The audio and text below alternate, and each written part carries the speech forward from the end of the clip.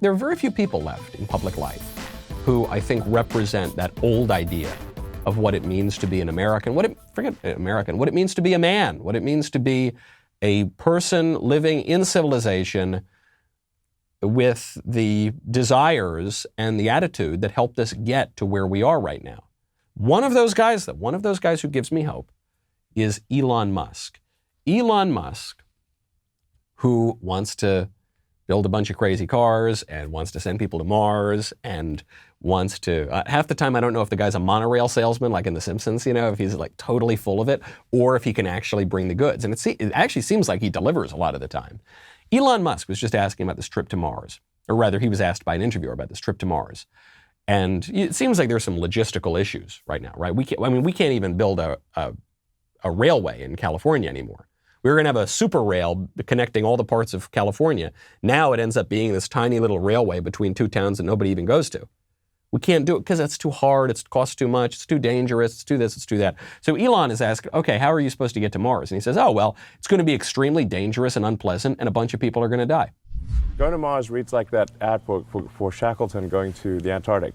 It's dangerous, it's uncomfortable, it's a long journey. You might not, come back alive, but it's a glorious adventure, and it'll be amazing. An amazing experience. And your name will go in history. Yes, but you might die. And it's going to be uncomfortable. And you probably won't have good food and all these things, So if an arduous and dangerous journey where you may not come back alive, but it's a glorious adventure, sounds appealing, and Mars is the place. And you still have thousands of volunteers, if not millions of volunteers who would want to go. I mean, honestly, a bunch of people probably will die in the beginning. It's tough sledding over there. We're an exploring species. Yeah, exactly. Not for everybody. We don't want to make anyone go, so it's it's volunteers only. He's totally right. He's getting a bunch of negative headlines right now. He's saying, Elon Musk is laughing about people dying in exploration. A lot of people are going to die when we try to colonize Mars, if we ever do that. That's just what happens. When the Mayflower landed in New England, and this was well into the age of exploration. It's not as though they were the first guys to check out America. When they landed in New England, half of them died within the winter. Right? This is what happens when you go to foreign places and you explore. It's arduous, it's tough, and you're going to die. And what Elon is showing us right now is that there is a way of living that is very different than the way that we're living in now. Right now, it seems that most people are living to craft a perfectly pleasant and ultimately meaningless existence. That is what connects all of these various things. The complaints about grievance, the demands for more money from the government, the demands to be coddled by big technology, the demands that we pretend that Caitlyn Jenner is a woman and that we indulge everybody in their fantasies. What this is about is saying, look, there's no real meaning in the world. There's no objective truth. There's no objective anything that we ought to do. We just want to feel good in this very elementary way, in this very childish way. We just kind of want to feel good, and so whatever's going to make us feel good, that's what we should do. Very often this is described as the moral maxim of our era. If it feels good, do it. And you see it across all sorts of policy.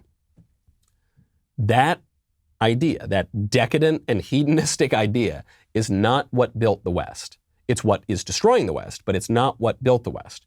The idea that built the West is that there is objective truth, there is objective reality, there are unexplored lands. We want to know things. In order to know things, you need to acknowledge that there's an objective reality that you can know about, and that there is more to life than feeling really pleasant all the time. There is more to life than just extending your life. So much, the whole public discourse of the past year is about how we can avoid getting a cough. It's about ultimately how we can avoid death. Even if you're very, very old, even if you're very, very sick, how you can avoid, because death is unacceptable, how we can pretend that we're never going to die. We didn't used to live just to avoid death. We used to accept that we're all going to die, and we're going to die soon.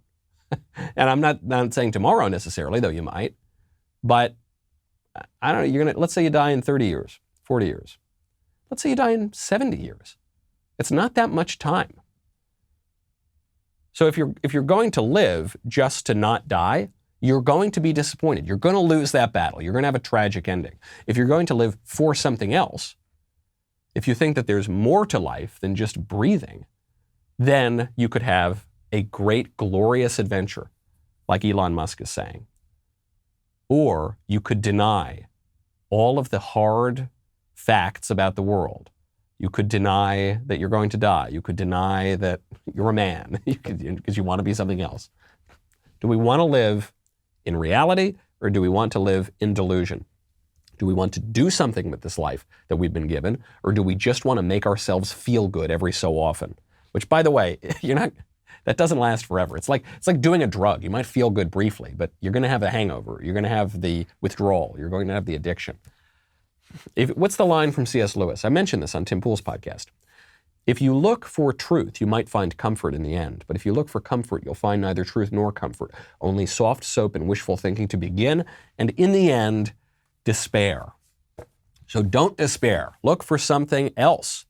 Hey, wait a second. Don't go anywhere. I've had some people write into me and they say, Michael, for some reason, I'm not getting notifications for your show. Hey, Michael, for some reason, even when I search for your show, the videos aren't always popping up. Yeah, I think it's because our overlords don't love us necessarily in this big tech space. Make sure you smash that button. You like, you subscribe, you do everything in your power to get those notifications. You still probably won't get them, but it'll give you a better chance of not missing a single video.